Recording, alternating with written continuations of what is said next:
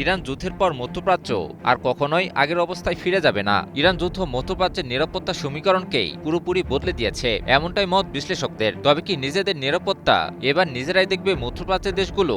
এতদিন ধরে মধ্যপ্রাচ্যের নিরাপত্তার নাটাই ঘুরানো যুক্তরাষ্ট্রের কি হবে এখন? মধ্যপ্রাচ্যে যুক্তরাষ্ট্রের দিন কি তবে শেষ?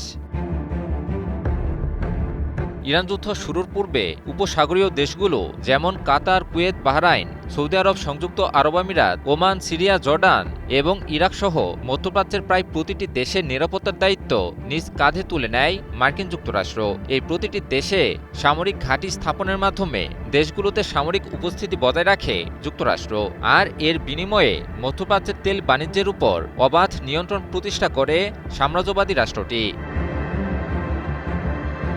উপসাগরীয় দেশগুলোতে মার্কিন সামরিক উপস্থিতি থাকার দরুন এ সকল দেশগুলোতে বাইরের কোনো শক্তি হস্তক্ষেপ করার সাহস পর্যন্ত করত না। তবে মধ্যপ্রাচ্যের দেশ ইরানকে কখনোই বাগে আনতে পারেনি যুক্তরাষ্ট্র, যাকে নিয়ন্ত্রণে রাখতে পারলে যুক্তরাষ্ট্রের 16 আনাই পূরণ হতো। আর সেই ইরানই এখন মধ্যপ্রাচ্যে যুক্তরাষ্ট্রের জন্য সবচেয়ে বড় হুমকি হয়ে দাঁড়িয়েছে। এমনকি মধ্যপ্রাচ্যে যুক্তরাষ্ট্রের অস্তিত্বকেই হুমকির মুখে ফেলে দিয়েছে।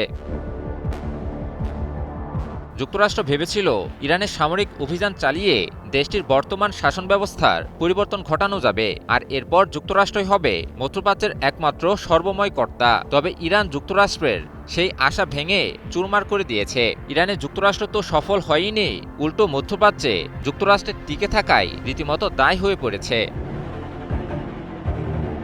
ইরানে যুক্তরাষ্ট্রের সামরিক অভিযান শুরুর পর থেকে মধ্যপ্রাচ্যে মার্কিন সামরিক উপস্থিতিকে লক্ষ্য করে ভয়াবহ ক্ষেপণাস্ত্র ও ড্রোন হামলা চালায় ইরানের সশস্ত্র বাহিনী। ইরানের ক্ষেপণাস্ত্র ও ড্রোন হামলা এতটাই ভয়াবহ ছিল যে মধ্যপ্রাচ্যে যুক্তরাষ্ট্রের প্রতিটি সামরিক ঘাঁটি প্রায় ধ্বংসের মুখে পতিত হয়। মধ্যপ্রাচ্যে যুক্তরাষ্ট্রের অন্তত 21টি সামরিক ঘাঁটির কোনোটি মারাত্মকভাবে, আবার কোনোটি পুরোপুরিভাবে ধ্বংস হয়ে যায়।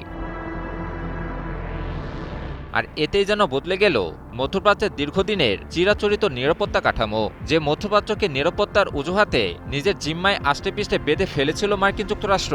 সেই যুক্তরাষ্ট্র এখন মধ্যপ্রাচ্যে নিরাপত্তাহীনতার সবচেয়ে বড় কারণে পরিণত হয়। আর এটি যেন চোখ খুলে দিল উপসাগরীয় দেশগুলোর, বিশেষ করে সৌদি আরবের।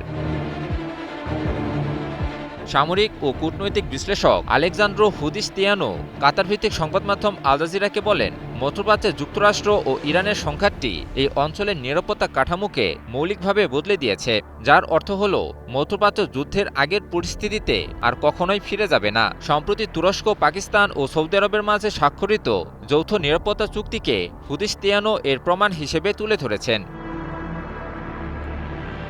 সম্প্রতি একটি যৌথ নিরাপত্তা চুক্তি স্বাক্ষর করে তুরস্ক, পাকিস্তান ও সৌদি আরব। জানা যায়, নিজেদের নিরাপত্তা ব্যবস্থাকে আরও জোরদার করার উদ্দেশ্যে এই জোটটি গঠন করে এই 3 মুসলিম দেশ। হুদিসতিয়ানোর মতে এই জোটটি প্রমাণ করে যে আঞ্চলিক শক্তিগুলো নতুন নিরাপত্তা কাঠামো নিয়ে কাজ শুরু করে দিয়েছে, যা বদলে দিতে পারে মধ্যপ্রাচ্যের দীর্ঘদিনের নিরাপত্তা সমীকরণকেই।